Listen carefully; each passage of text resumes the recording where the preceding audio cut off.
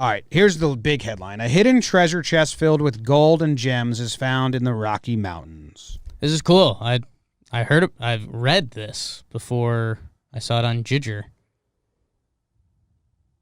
Giger.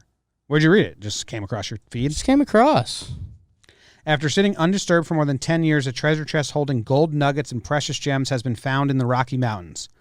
The box was hidden by millionaire art dealer Forrest Fenn.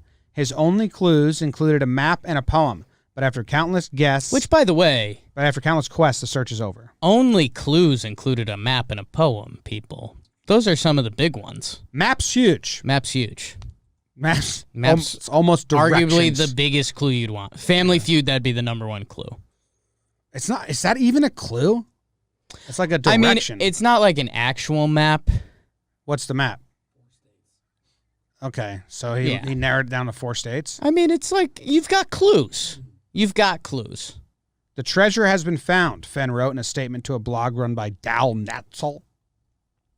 It was under a canopy of stars in the lush forest and vegetation of the Rocky Mountains and had not moved from the spot where I hid it more than 10 years ago.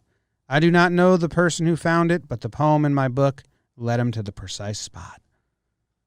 The guy who found it does not want his name mentioned. He's from back east, Fenn told the New Mexican in Santa Fe. Which is a great line, by the way. That could mean... Is this legal? Almost mean everywhere. Is this legal? Like, for this guy to hide treasure? Like, what if this leads to, like, deaths and... It does. It has. 4 people died over it? 4 people have died looking for it, yes. Well, I mean, technically, he can't be blamed for it. You know what I'm saying? Well, he's kind of an agent of chaos.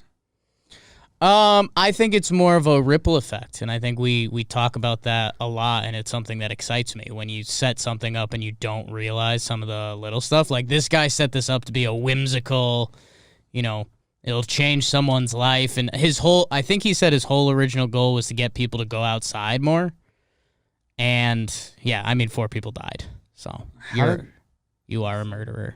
He said it's a place a 70-year-old man could go. He said it's a place a 70-year-old man could go. Yeah, that's a little tricky.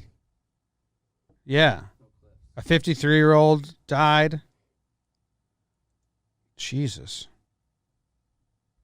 I do like it as a last resort death.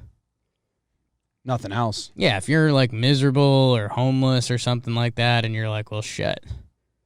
It's $1 million in the woods?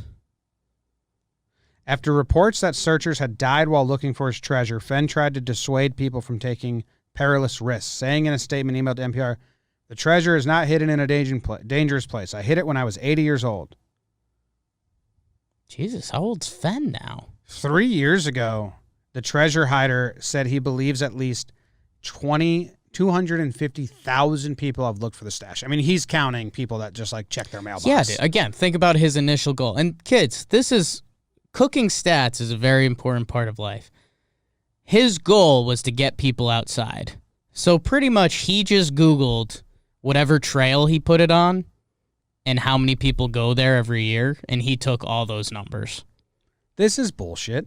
He's 90 in August, and he has pledged to never reveal where he hid the prize, telling Burnett in 2016, "If I die tomorrow, the knowledge of that location goes in the coffin with me." That's bullshit. Give some people some closure. Some people spent a decade trying to decipher your poem, and they're never, Jim, you are a naive little frog. Give them the feeling of like, we were this close, honey. Or, okay, we were nowhere near. Jim, the guy that left treasure and left a poem and a map, you don't think when he dies he's going to leave clues to where it was? I mean, wait. He's going to leave another poem. He's going to leave like a painting. Or what are one of those things that's in all the National Treasure movies? An obelisk? No, I think that's just the shape. What's one of the, you turn it and then it tells you letters or words or something? It's in like Da Vinci Code. Rubik's Cube. I made my purchase, by the way. What'd you purchase? I'm trying to find the poem. I want to read the Da poem. Vinci Code toy. Hey, I kind of found it. Cryptex. It's a Cryptex. Yeah, I was close. Cryptex. You were all over it. I bought just a bunch. It was a 5-pack of like phone and USB chargers. Nice. Just Cool. put those shits everywhere. Put one here. This Put article one in the apartment. This article has the second stanza of the poem. Okay. Begin it where warm waters halt, Okay. and take it in the canyon down. So it's a river. Sounds like that's a river. That's what he wants you to think. Begin it where warm waters halt. So that's where it comes to a stop, so like a bay, and take it in the canyon down. So it sounds like you're starting with a bay and you're taking a river down a Be a canyon. waterfall. Not far, but too far to walk. That changes for everyone. This dude was 80. That could be like 200 yards for an 80-year-old. Maybe it's just like you have to go across a lake, like take a little paddle boat or something. Like you have to swim. Yeah. Put in below the home of Brown. Brown bear. Dirt.